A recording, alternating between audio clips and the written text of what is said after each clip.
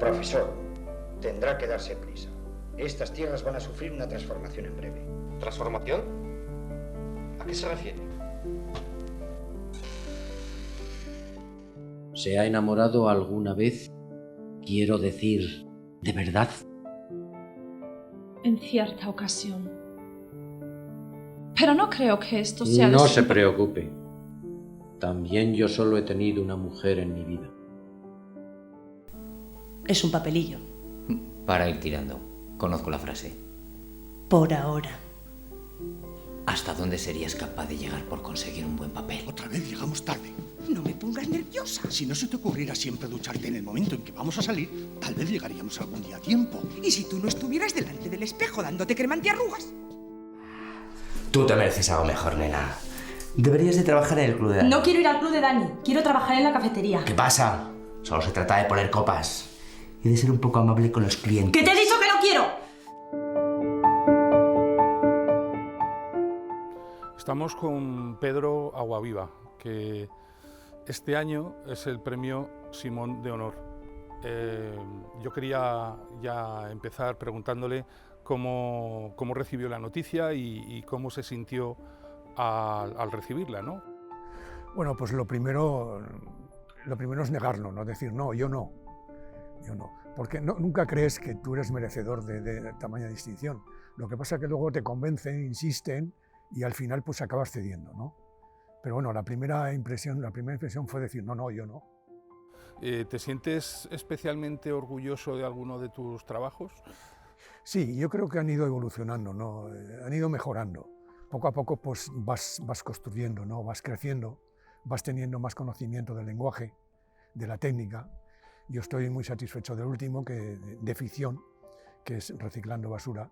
¿Qué supuso el salto tecnológico, el salto al cine digital para ti, ¿no? Pues un cambio muy grande, sobre todo en la postproducción, ¿no?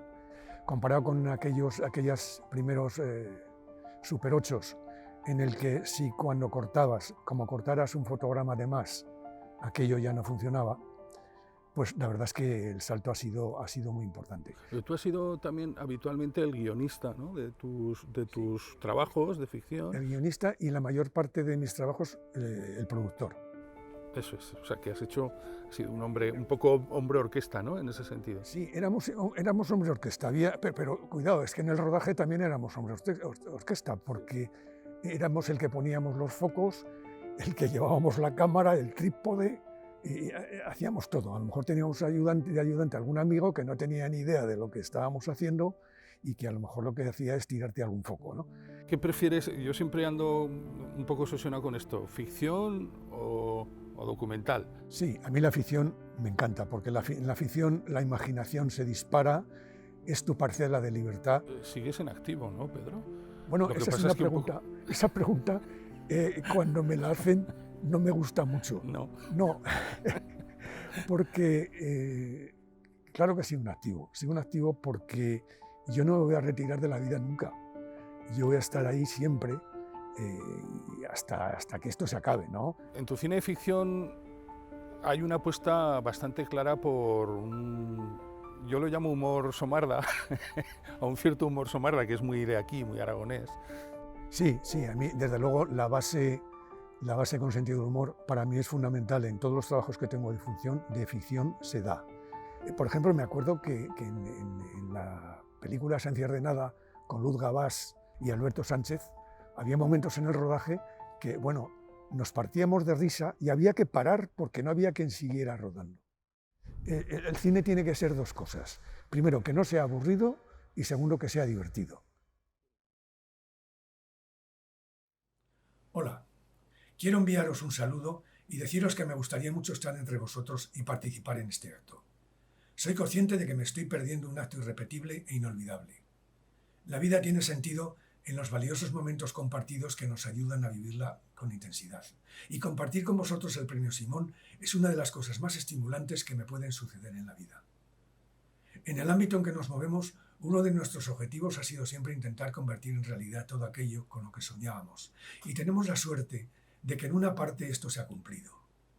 No sé lo que nos deparará el futuro, pero no cabe la menor duda de que estamos preparados para afrontarlo. Tenemos la suerte de tener un trabajo que apasiona, y esto dimensiona nuestra vida convirtiéndola en un arrebato creador, y esto no tiene precio. A veces alguien me pregunta retóricamente por mis actividades, pensando que ya no estoy en activo, y se sorprende cuando le contesto que yo no me retiraré de la vida nunca, que aquí hemos venido a hacer cosas y que hay que morir con las botas puestas. Recibir un fuerte abrazo.